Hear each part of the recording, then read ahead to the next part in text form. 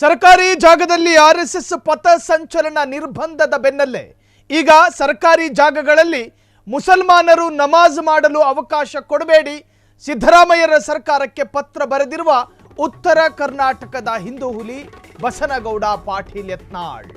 ಸರ್ಕಾರಿ ಜಾಗಗಳಲ್ಲಿ ನಮಾಜ್ ಮಾಡೋದಕ್ಕೆ ಅವಕಾಶ ಕೊಡಬೇಡಿ, ಸಿದ್ದರಾಮಯ್ಯ ಸರ್ಕಾರಕ್ಕೆ ಬಹಿರಂಗ ಪತ್ರ ಬರೆದಿರುವ ಊಕಾ ಹುಲಿ ಯತ್ನಾಳ್. ಸರ್ಕಾರವೇ ಪರಿಚಯಿಸಿರುವ ನಿಯಮಾವಳಿಗಳ ಅನುಸಾರ ಸಾರ್ವಜನಿಕ ಸ್ಥಳಗಳಲ್ಲಿ ಸರ್ಕಾರಿ ಜಾಗಗಳಲ್ಲಿ ನಮಾಜ್ ಮಾಡೋದಕ್ಕೆ ಅವಕಾಶ ಕೊಡಬಾರದೆಂದು ಸರ್ಕಾರಿ ಸುತ್ತೋಲೆಯಲ್ಲಿದೆ. ಸಿಎಂ ಸಿದ್ದರಾಮಯ್ಯರಿಗೆ ವಿವರವಾಗಿ ಪತ್ರ ಬರೆದ ಬಸನಗೌಡ ಪಾಟೀಲ್ ಯತ್ನಾಳ್, ಸರ್ವ ಜನಾಂಗದ ಶಾಂತಿಯ ತೋಟ ಎಂಬ ಸರ್ಕಾರದ ಆಶಯದಂತೆ ಎಲ್ಲರಿಗೂ ಅನ್ವಯ ಆಗಬೇಕು. ಸರ್ಕಾರ ಕೂಡಲೇ ಅಗತ್ಯ ಕ್ರಮ ಕೈಗೊಳ್ಳಲಿ ಎಂದು ಪತ್ರದಲ್ಲಿ ಉಲ್ಲೇಖ, ಆಗ್ರಹ.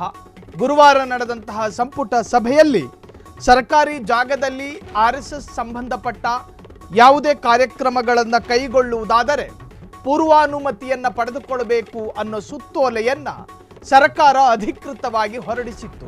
ಆದರೆ ಬಸನಗೌಡ ಪಾಟೀಲ್ ಯತ್ನಾಳ್ ಅವರಿಗೆ ಮಿಸ್ಟೇಕ್ ಆಗಿರೋದು ಎಲ್ಲಿ ಅಂತ ಕೇಳಿದ್ರೆ, ಆರ್ಎಸ್ಎಸ್ ಎನ್ನುವಂತಹದ್ದು ರಾಜಕೀಯ ಸಂಘಟನೆ ಅಥವಾ ರಾಜಕೀಯ ಪ್ರೇರಿತ ಸಂಘಟನೆ ಅನ್ನೋ ಅನುಮಾನದ ಮೇಲೆ ಸರ್ಕಾರ ತೆಗೆದುಕೊಂಡಿರುವಂತಹ ಕಾರ್ಯಕ್ರಮ ಅಥವಾ ನಿರ್ಧಾರ.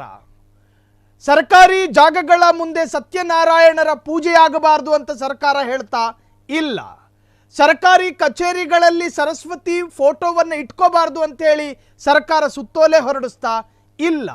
ಸರ್ಕಾರಿ ಶಾಲಾ ಕಾಲೇಜುಗಳ ಗೋಡೆಯ ಮೇಲಿರುವಂತಹ ಗಣಪತಿ ಸರಸ್ವತಿ ಫೋಟೋಗಳನ್ನು ತೆರವು ಮಾಡಬೇಕು ಅಂತ ಹೇಳಿ ಸರ್ಕಾರ ಹೇಳ್ತಾ ಇಲ್ಲ.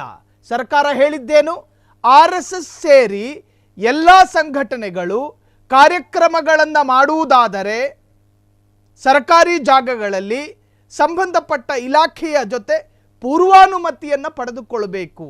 ಈ ನಿರ್ಧಾರ ಮಾಡಿದ್ಯಾರು? ಮುಸಲ್ಮಾನರ? ಯಾವುದಾದ್ರೂ ಮುಸ್ಲಿಂ ಸಂಘಟನೆನಾ? ಅಲ್ಲ.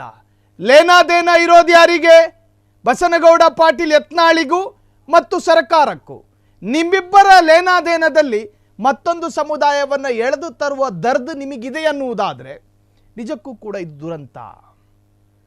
ಮುಸಲ್ಮಾನರು ನಮಾಜ್ ಮಾಡುವುದು, ನೀವು ಹೇಗೆ ಸತ್ಯನಾರಾಯಣ ಪೂಜೆ ಮಾಡ್ತೀರೋ, BMTC ಬಸ್ ಹೊರಡುವ ಮುನ್ನ ಚಾಲಕ ಬಸ್ಸಿನಲ್ಲಿ ಕೂತು ಆತನ ಎದುರುಗಡೆ ಇರುವಂತಹ ಹಿಂದೂ ವಿಗ್ರಹಕ್ಕೆ ಕೈ ಮುಗಿದು ಹೇಗೆ ಆತ ಸ್ಟಾರ್ಟ್ ಮಾಡಿ ಮೂವ್ ಮಾಡ್ತಾನೋ ಅದರಂತೆಯೇ ಆರಾಧನಾ ಕ್ರಮ. ಸರ್ಕಾರ ಎಲ್ಲಿಯೂ ಕೂಡ ಯಾವುದೇ ಧರ್ಮದ ವಿಗ್ರಹಗಳನ್ನು ತೆರವು ಮಾಡಬೇಕು ಅಂತ ಆದೇಶ ಕೊಡಲಿಲ್ಲ. ಬದಲಾಗಿ ಹೇಳಿದ್ದು ರಾಜಕೀಯ ಪ್ರೇರಿತ ಸಂಘಟನೆಗಳು, ಅದರಲ್ಲೂ ಕೂಡ ಗಾಂಧಿ ಹತ್ಯೆಯ ಆರೋಪಿಗಳಿದ್ದಂತಹ ಒಂದು ಸಂಘ ಪರಿವಾರ, 3 ಬಾರಿ ದೇಶದಲ್ಲಿ ಬ್ಯಾನಿಗೆ ಒಳಪಟ್ಟಂತಹ ಸಂಘಟನೆ, ತಮಿಳುನಾಡು ಮಾದರಿ, ಇಲ್ಲಿಯೂ ಕೂಡ ಕ್ರಮವನ್ನು ತೆಗೆದುಕೊಂಡು ಬಂದಿದ್ದೇವೆ. ಆರ್ಎಸ್ಎಸ್ಗೆ ನಿಷೇಧ ಹೇರಲಿಲ್ಲ ಸರ್ಕಾರ, ಬದಲಾಗಿ ಒಂದಷ್ಟು ಕಾರ್ಯಕ್ರಮಗಳು ಅನುಮತಿ ಪಡ್ಕೊಂಡು ಮಾಡಬೇಕು ಎನ್ನುವಂಥ ನಿರ್ಬಂಧ. ಈ ವಿಚಾರದಲ್ಲಿ ಲೇನಾದೇನ ತೆಗೆದುಕೊಳ್ಳುವುದು ಮತ್ತು ಕೊಡುವುದು ಇರೋದು ಯಾರಿಗೆ? ನಿಮಗೂ ಮತ್ತು ಕಾಂಗ್ರೆಸ್ ಸರ್ಕಾರಕ್ಕೆ. ಆದರೆ ಯತ್ನಾಳ್ ಎಳಕ ಬಂದಿದ್ದು ಮುಸ್ಲಿಂ ಸಮುದಾಯದ ಸಂಪ್ರದಾಯವನ್ನು. ಸೊ ಬಹಿರಂಗವಾಗಿ ಸಿದ್ದರಾಮಯ್ಯನವರಿಗೆ ಪತ್ರವನ್ನು ಬರೆದಿದ್ದಾರೆ.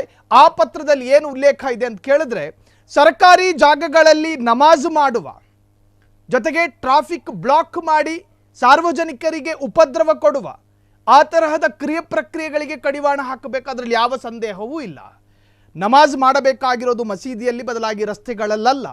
ಒಂದು ವೇಳೆ ಮಸೀದಿಗಳಲ್ಲಿ ಜಾಗ ಸಾಕಾಗದೇ ಇದ್ದರೆ ವಕ್ಫಿಗೆ ಅರ್ಜಿ ಹಾಕ್ಕೊಳ್ಳಿ, ಬೇರೆ ಒಂದು ಮಸೀದಿ ಕಟ್ಕೊಳ್ಳಿ.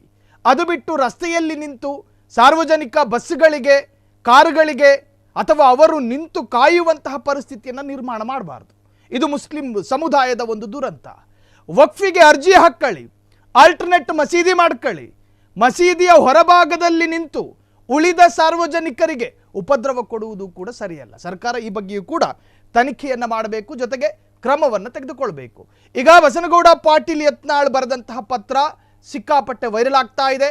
ಸಿದ್ದು ಸರ್ಕಾರಕ್ಕೆ ಪತ್ರ ಬರೆದ ಹಿಂದೂ ಹುಲಿ ಯತ್ನಾಳ್, ಸರ್ಕಾರವೇ ಪರಿಚಯಿಸಿರುವ ನಿಯಮಾವಳಿಗಳ ಅನುಸಾರ ಸಾರ್ವಜನಿಕ ಸ್ಥಳಗಳಲ್ಲಿ ಸರ್ಕಾರಿ ಜಾಗಗಳಲ್ಲಿ ನಮಾಜ್ ಮಾಡಲು ಅವಕಾಶ ಕೊಡಬಾರದೆಂದು ಈ ಪತ್ರದ ಮುಖಾಂತರವಾಗಿ ಯತ್ನಾಳ್ ತಿಳಿಸಿದ್ದಾರೆ.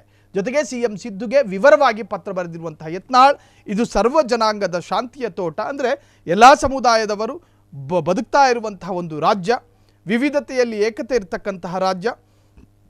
ಹಾಗಾಗಿ ಸರ್ಕಾರ ತೆಗೆದುಕೊಳ್ಳುವಂತಹ ನಿರ್ಧಾರಗಳು ಎಲ್ಲ ಧರ್ಮಕ್ಕೂ ಅನ್ವಯ ಆಗಬೇಕು. ಕೇವಲ ಒಂದು ಧರ್ಮ ಅಥವಾ ಒಂದು ಸಂಘಟನೆಗೆ ಗುರಿಯಾಗಿಸಿ ಈ ತರಹದ ನಿರ್ಧಾರವನ್ನು ತೆಗೆದುಕೊಳ್ಳಬಾರ್ದು. ನಿಮ್ಮ ನಿರ್ಧಾರಗಳು ಪ್ರತಿ ಧರ್ಮಕ್ಕೂ ಕೂಡ ಅನ್ವಯ ಆಗಬೇಕು ಅಂತ ಹೇಳಿ ವಿಜಯಪುರದ ಶಾಸಕರು ಉಚ್ಚಾಟಿತ MLA ಸಿದ್ದರಾಮಯ್ಯರಿಗೆ ಬಹಿರಂಗ ಪತ್ರವೊಂದನ್ನು ಬರೆದಿದ್ದಾರೆ. ಕ್ಷಣ ಕ್ಷಣದ ಸುದ್ದಿಗಳಿಗಾಗಿ ಫ್ರೀಡಂ ಟಿವಿ ಸಬ್ಸ್ಕ್ರೈಬ್ ಮಾಡಿ, ಲೈಕ್ ಮಾಡಿ ಹಾಗೂ ಫಾಲೋ ಮಾಡಿ. ಹೊಸ ಸುದ್ದಿಗಳ ನೋಟಿಫಿಕೇಶನ್ಗಾಗಿ ಬೆಲ್ ಐಕಾನ್ ಮೇಲೆ ಕ್ಲಿಕ್ ಮಾಡಿ.